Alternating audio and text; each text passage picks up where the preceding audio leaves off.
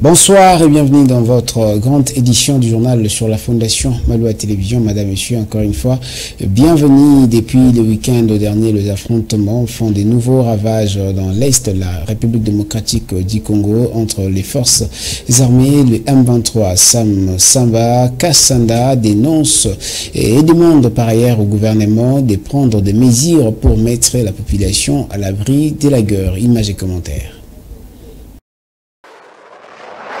Les affrontements font de nouveaux ravages depuis plusieurs semaines à l'est de la République démocratique du Congo. Des combats ont notamment eu lieu récemment à Mwenso, à 60 km de Goma et plus près de la ville au niveau des Saké. Dans ces contextes de crise, les coordonnateurs dynamiques de Bahati Lukwebo, M. Sam Samba Kassende, déplorent cette situation et exhortent au gouvernement la prise de mesures sévères pour faire taire ces génocides. On doit arrêter le traître qui sont dans l'armée, dans la police et dans nos services de sécurité. Je suis clair et j'assume. Il faut que la traîtrise cesse au sein des services de sécurité. Pour moi, si ça dépendait que de moi, il faudrait que le ministre de la Défense, n'est-ce pas, revoie le méthode.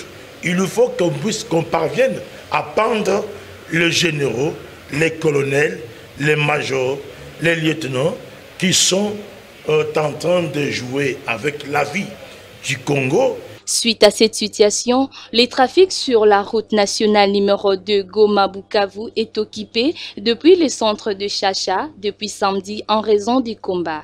Signalons que la cité de Saké et la ville de Goma sont privées d'approvisionnement en produits alimentaires en provenance des Minovo et Bweremana. Ainsi, nous demandons au gouvernement de mettre fin à la guerre. L'insécurité persiste à Kinshasa comme dans les autres provinces. La situation préoccupe la frange de la population. Le cas est de Elvis Mouzeme, cadre de la société civile, qui interpelle et donne son idée pour une coalition des forces et la cohésion nationale afin de mettre contre toute attente et débarrer la route aux ennemis de la nation. Suivez-les dans ses propos recueillis. Nous demandons aux autorités, nous demandons au ministre de l'Intérieur, au ministre de la Défense et toutes les classes et même la société civile de se mettre ensemble et de découvrir la cause réelle de toute cette insécurité et que la population puisse collaborer avec le gouvernement, avec ceux qui doivent décanter cette situation pour la paix sociale. L'insécurité est là sur tous les plans. Il y a même les embouteillages, ça fait aussi partie de l'insécurité. Mais d'abord, ce qui met la vie en danger, ce qui nous met en danger, c'est là où on est tenté de tuer nos frères et sœurs, là où nos frères à Mikondo se déplacent, c'est parce qu'il y a l'insécurité. Il faut qu'il y ait l'implication des ministères de l'Intérieur, tout le monde y compris, les quartiers, les chefs du quartier, les chefs de l'avenue. Donc, je pense que c'est à ce moment-là que nous pouvons, c'est dans cette manière-là que nous pouvons décanter la situation pour cette insécurité. Les embouteillages, n'en parlons pas. Il y a des maisons qui sont inondées, ça et là, dans cette ville province de Kinshasa. Il n'y a pas de canalisation. Tout ça, les députés qui ont été élus cette fois ici doivent travailler chacun dans sa circonscription pour décanter, pour voir où nous pouvons faire mieux pour résoudre ces problèmes de l'insécurité. Toujours dans le même sujet, il faut que le gouvernement puisse s'imposer et donner notamment des mesures afin de pouvoir terminer avec la guerre plutôt dans toute urgence pour sauver les populations qui sont à l'insécurité. C'est l'appel fait par Adonis Rajabou, le cadre du parti Piste pour l'émergence, qui pense selon lui que le gouvernement devait plus se mettre en œuvre pour supporter pour la population. Elle doit notamment s'imposer conformément aux dispositions de la Constitution qui lui donne les prérogatives de pouvoir barrer la route contre les ennemis de la nation. Dans ses propos recueillis, écoutez-le. Bon, vous savez que la sécurité, elle est une option qui dérange beaucoup la population lorsque celle-ci n'est pas assurée de manière globale.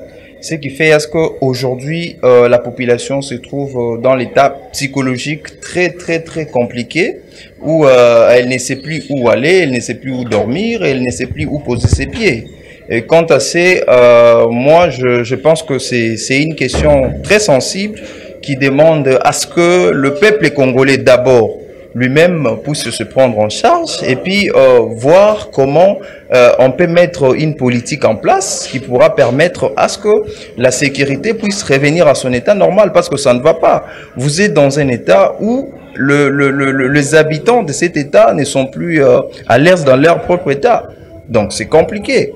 Et déjà, vous allez constater que c'est quelque chose en tout cas qui fait disparaître non seulement la tranquillité de l'esprit de Congolais, que ces gouvernements-là puissent s'investir de manière très urgente afin de rétablir la sécurité. Ici à Kinshasa d'ailleurs, à Mikondo ou le Jamer. Et la commission interministérielle du gouvernement dépêchée à Kimpese dans le Congo central a notamment rendu public son rapport sur les violences du 29 au 30 janvier 2024. Ce rapport fait état de 7 morts dont 3 policiers et 4 civils et 17 blessés. Suivez cet élément. Juste quelques jours après les incidents malheureux survenus dans la province du Congo central, précisément à Kimpese, la commission interministérielle du gouvernement dépêchée sur place en vue de faire la lumière a rendu public son rapport. En effet, les habitants de Kimpese se sont soulevés pour protester contre l'insécurité.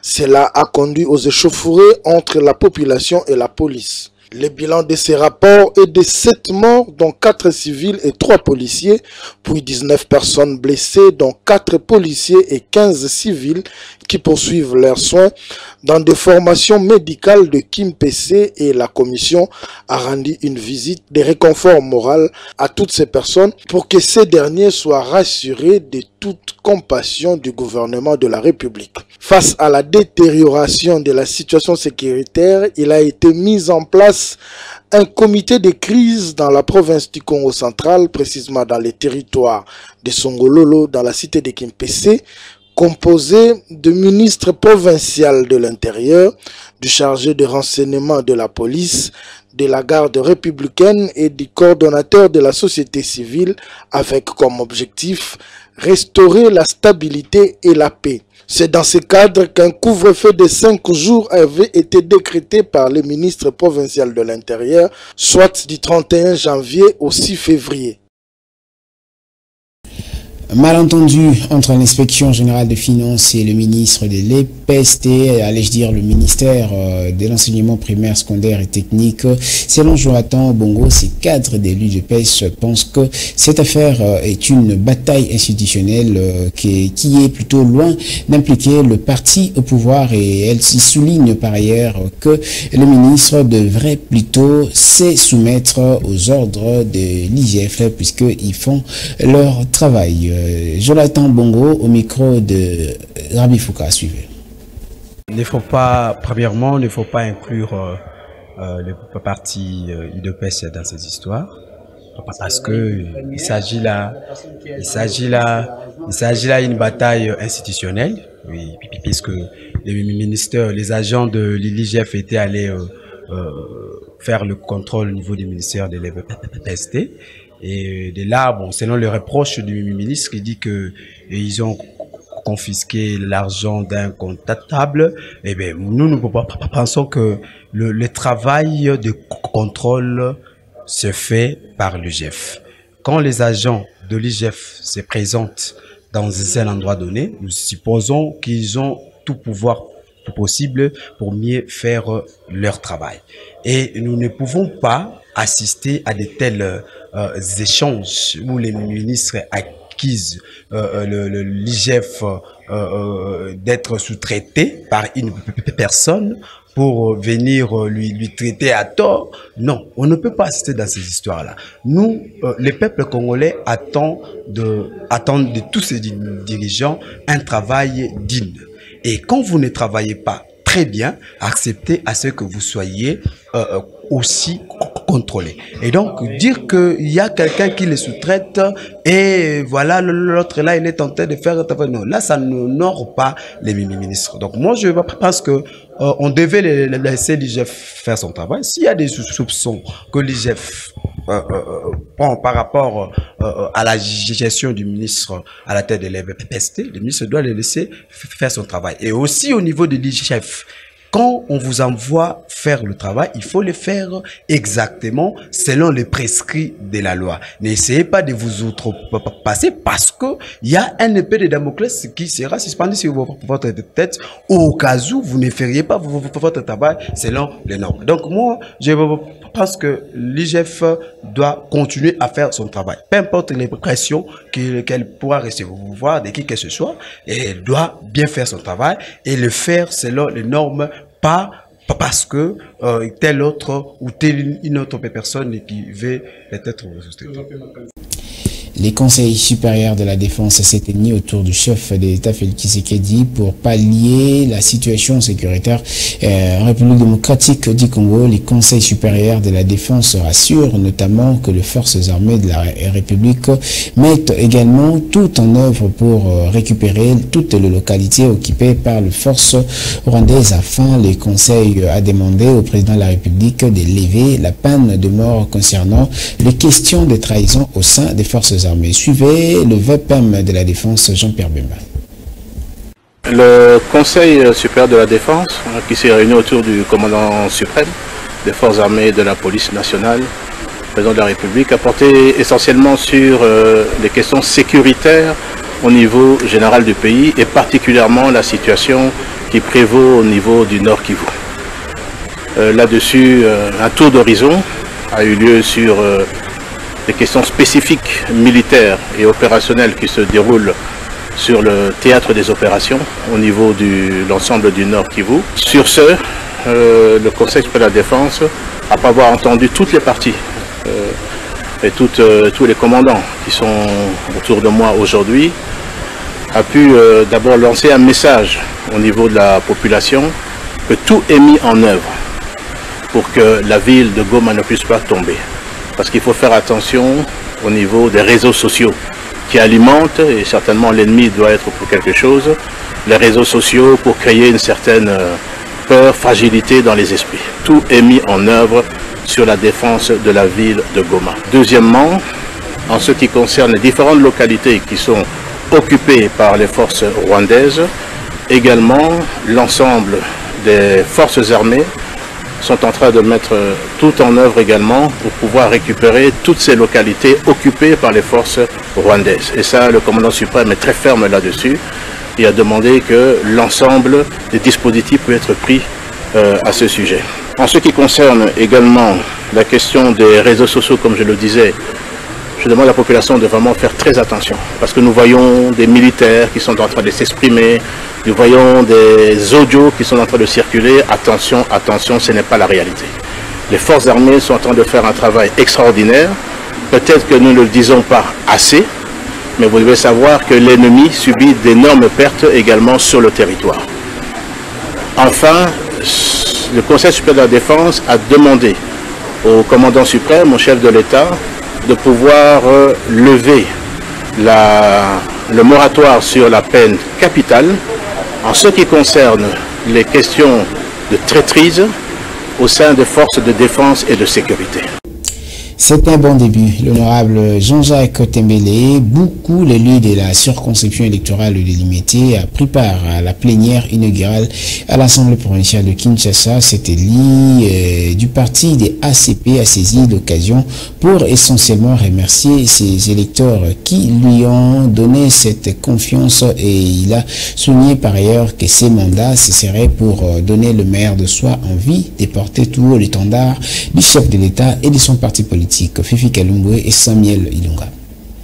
Comme tout bon élève intelligent et sage qui reprend les cours dès les premiers jours de la rentrée, le député provincial Jean-Jacques Tembele Boukou n'a pas dérogé à la règle. Il est arrivé à l'heure pour participer à cette première séance plénière à l'Assemblée provinciale de Kinshasa, dont les matières traitées n'ont pas échappé à son contrôle. Je suis satisfait de prendre part à cette première session, cette première plénière qui nous fait entrer pendant ces 5 ans de ce mandat. Et cette session, c'est une session qui est consacrée spécialement à l'installation du bureau d'âge et aux différents travaux, notamment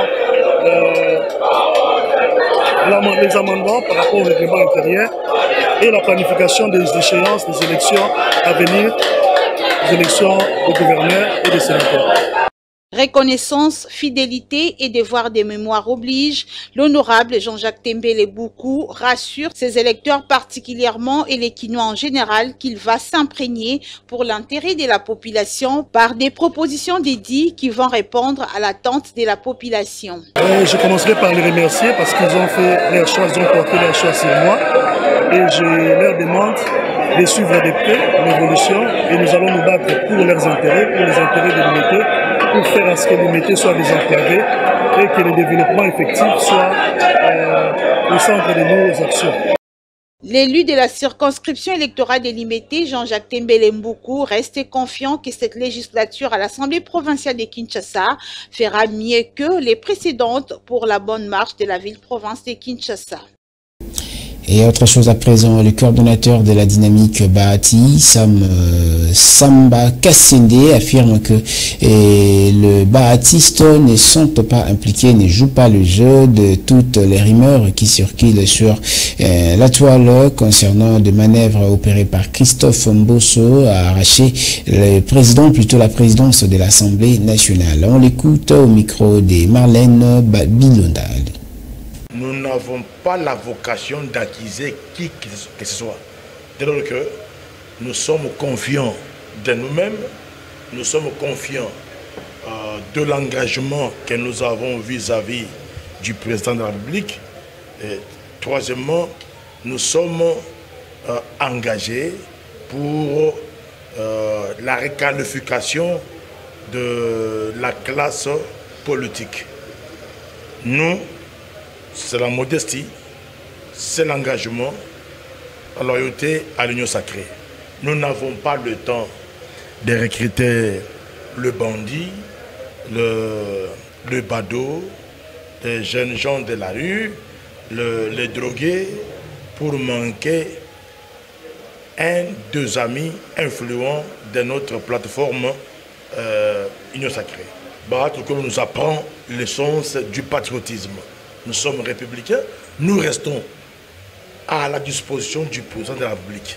Nous restons confiants, déterminés, engagés à faire croire à quiconque attendra l'AFDC et l'incarnation du Congo, de l'espoir du Congo. Donc, leur responsabilité, c'est par rapport au pas politique, c'est par rapport à la charge d'État, c'est par rapport à la vocation qu'a l'AFDC. Donc, nous pouvons nous réjouir au moins d'avoir obtenu les élus.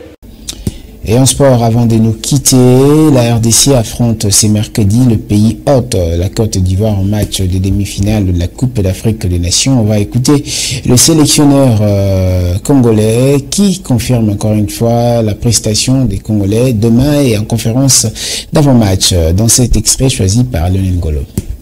C'est une belle affiche, c'est un match qu'on attend nous avec calme et à la fois calme et à la fois de l'impatience sur le match de demain parce que les garçons ont bien récupéré du match contre la Guinée. On a encore une séance d'entraînement ce soir et on attend le match demain, effectivement, comme vous l'avez dit, qui va être un match pour moi indécis, mais un match, je pense, assez ouvert entre deux équipes qui ouvrent le jeu.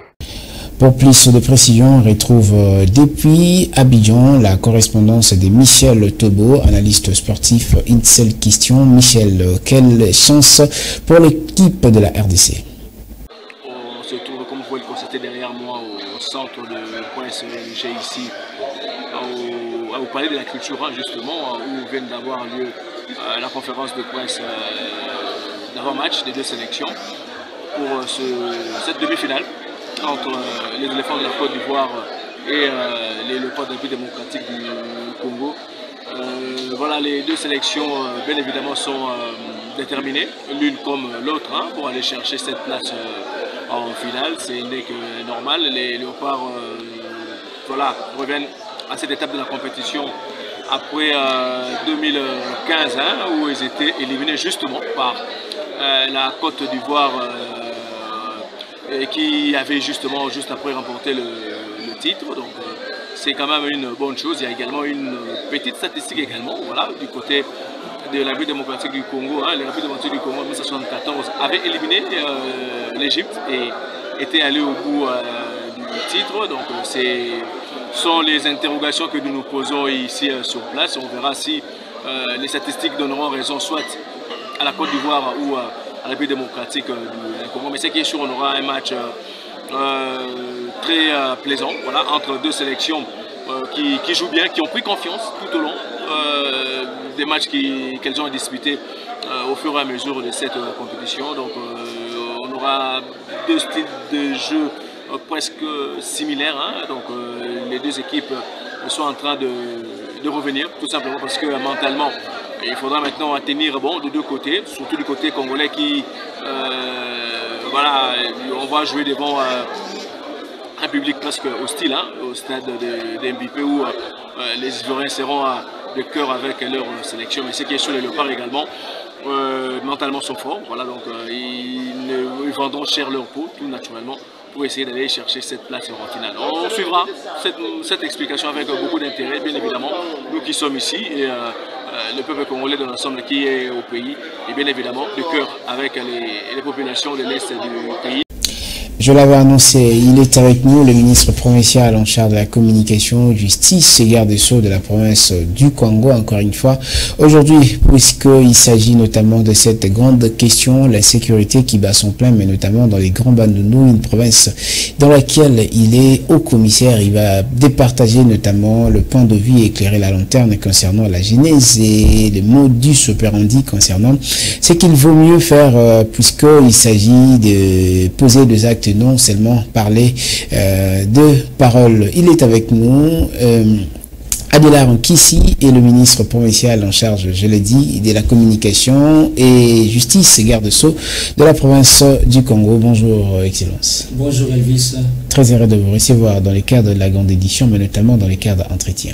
Très heureux pour moi, une fois de plus. Beaucoup de questions, il n'y en a pas, mais sauf que quelques grandes questions. La population parle, mais notamment, ça fait une problématique. La sécurité, où en sommes-nous et où irions-nous jusque cela?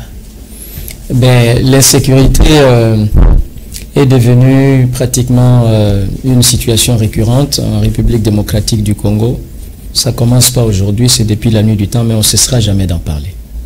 On ne cessera jamais d'en parler à partir du moment où c'est une situation anormale qui dérange la vie des paisibles citoyens et qui empêche et qui retarde le développement de notre pays. Et comme on ne cessera jamais de le dire, à l'Est, ça barde. À un moment donné, on récupère la situation et puis on la perd. Et bon, c'est devenu comme une habitude. Bon, à l'Est, il s'observe effectivement une situation d'insécurité que l'on n'a jamais vécue, hein, qui demande une attention particulière. Nous y revenons une fois de plus parce que si on n'y fait pas attention, le pays sera asphyxié. Vous êtes très sûr. Nous serons pris en étau de l'Est à l'Ouest.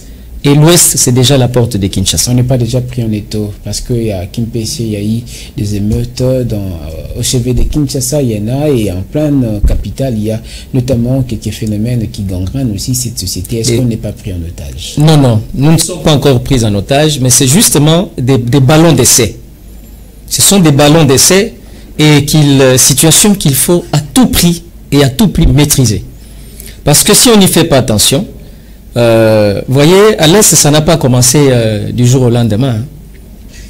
C'était des ballons d'essai, c'est des tribus qui s'affrontaient, des Ema et des Lendo. À un moment donné, on les a maîtrisés. Et j'insiste par le dialogue que nous demandons, hein, pour que nous demandons. On va y revenir. Et bien voilà, donc, et puis c'est parti pour la gloire. Hein. Quand l'insécurité s'installe, c'est comme une maladie qui s'installe dans un corps. Or, pour une maladie qui s'installe dans un corps, dès le début, il est facile de la traiter. Mais quand la maladie commence déjà à ronger les cellules de base, ça devient un problème. Et donc, ce qui commence à Kimpese dans le Congo central, ce qui a commencé depuis quelque temps à l'ouest chez nous, dans le Grand Bandundu, dans l'espace Grand Bandundu et spécialement au Congo, c'est déjà aussi des tentatives d'installer une insécurité récurrente. et avec l'objectif de noyauter le pays et prendre Kinshasa en étau. Il faut faire très attention. Or, Congo central et le Grand Bandundu, c'est déjà le Grand Ouest.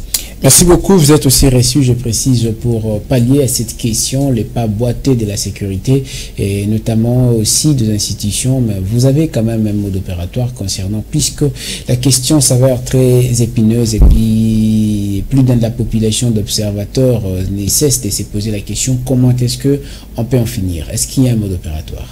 Le mode opératoire, c'est que au niveau du haut commandement, j'allais dire au niveau de la très haute hiérarchie du pays, il faille que des décisions soient prises vis-à-vis des personnes qui ont été responsabilisées pour maintenir l'ordre public et spécialement l'aspect sécuritaire du pays. Apparemment, ils ont par rapport à la défense.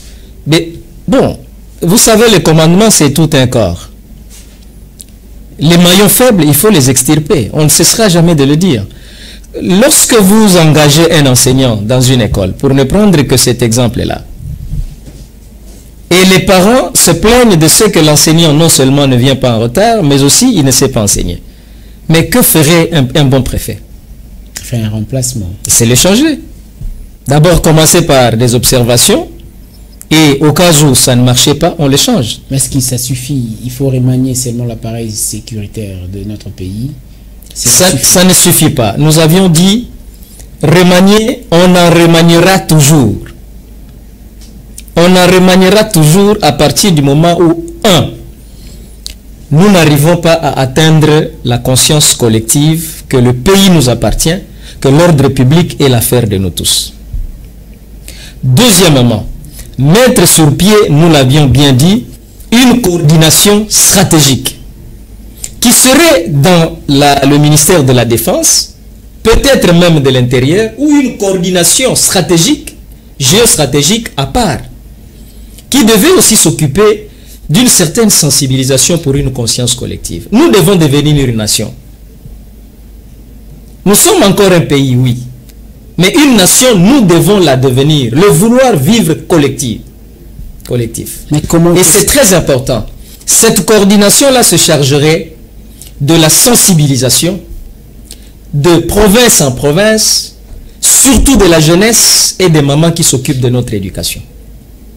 Parce que sans la sensibilisation, nous l'avons dit, on perdra le temps dans la danse, dans la boisson, dans des futilités, dans des pertes du temps, très peu de temps de réflexion et des études profondes pour essayer de sauver le pays. Qui doivent essentiellement composer cette coordination? Parce que, est-ce que aussi, la deuxième question, je vais poser ça de manière survolée comme ça, est-ce que cette coordination aura seulement comme mission de rassembler les gens ou encore de sensibiliser? Non, non, ça doit être un corps nommé sur ordonnance présidentielle. Qui aura pour mission? Qui aura pour mission, 1, de réussir la conscientisation de notre peuple par rapport au vouloir vivre collectif, et de 2, mener des études profondes par rapport au contexte actuel du pays, afin d'empêcher à tout prix la balkanisation et lutter contre cette situation d'insécurité qui est en train de gangréner le pays et qui commence à aller comme une sorte de teigne tondante de l'Est vers l'Ouest, où on n'a jamais observé de tel genre d'histoire. Dans le Congo central, on a quand même un peu vécu de tel genre d'histoire. Bon, je ne reviens pas sur Restons dans ce qui s'est passé, effectivement, mais ce qui se passe chez nous, dans les Grands Bandundu aujourd'hui, c'est un effet de contagion. L'effet de contagion. Et ça ne commence pas aujourd'hui. Pourquoi nous parlons de la coordination qui doit se charger d'étudier profondément les phénomènes? Dans les Grands Bandundu, par exemple, vous avez appris que depuis 2005, il y a eu des dénonciations par rapport à la tentative de chasser la population au niveau de Kouamout, déjà 2005. Je vous ai envoyé l'élément. Et un ami venait de réagir de l'Italie qui me dit que c'est un ancien élément, mais c'est la négligence au niveau du pays qui a fait que cette situation n'a pas été maîtrisée. Ok? C'était déjà une situation dénoncée. Mais on a négligé. Plus tard, il y a eu un autre phénomène dénoncé par l'Église catholique, alors que les services de sécurité ont gardé cela comme la recherche du sexe. Il a dit d'ailleurs qu'il y a le main des autorités politiques dedans. Bon, c'est tout à fait normal selon leurs analyses à eux. Ça, c'est leur opinion. Je ne confirme pas trop, mais ce n'est pas non plus exclu. Parce que tant qu'on n'a pas encore cerné la situation, il n'est pas possible de dire que c'est vrai ou c'est faux. Ok?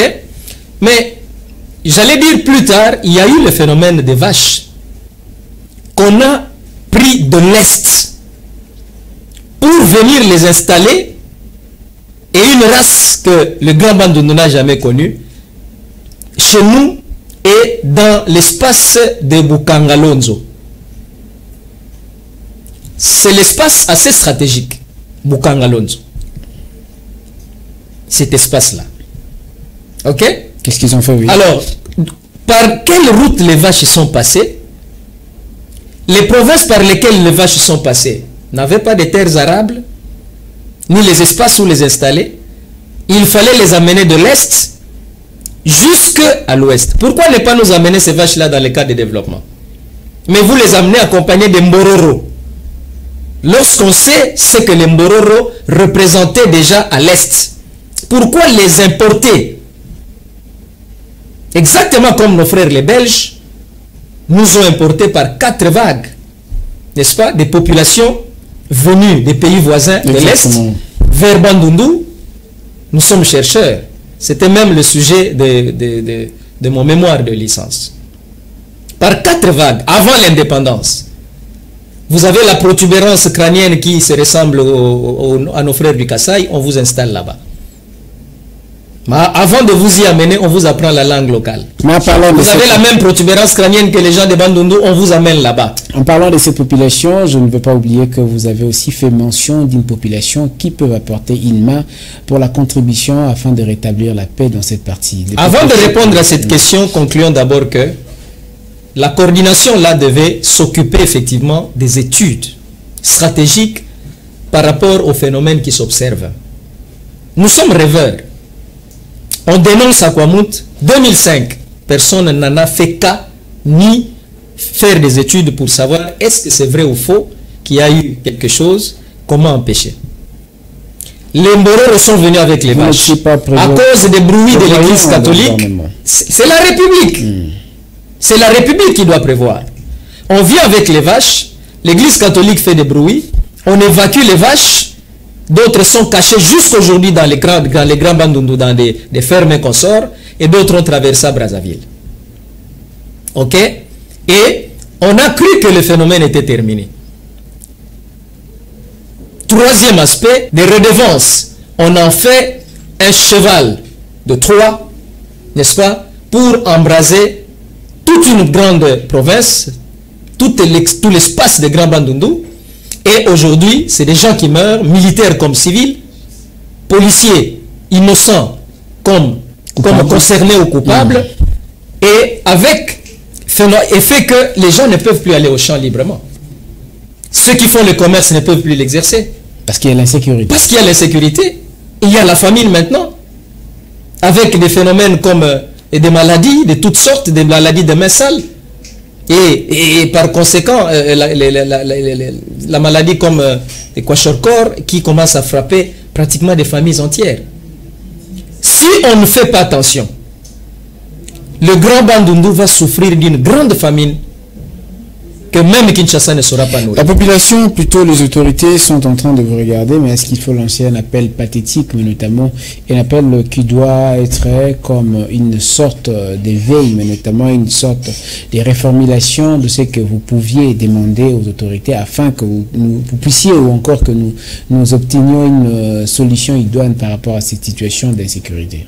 Vous savez, ça vous étonnerait à un moment donné de vous poser la question de savoir pourquoi Maître Nkissi sort du silence pour faire des grandes sorties médiatiques à Kinshasa alors que la situation ne vient pas de commencer.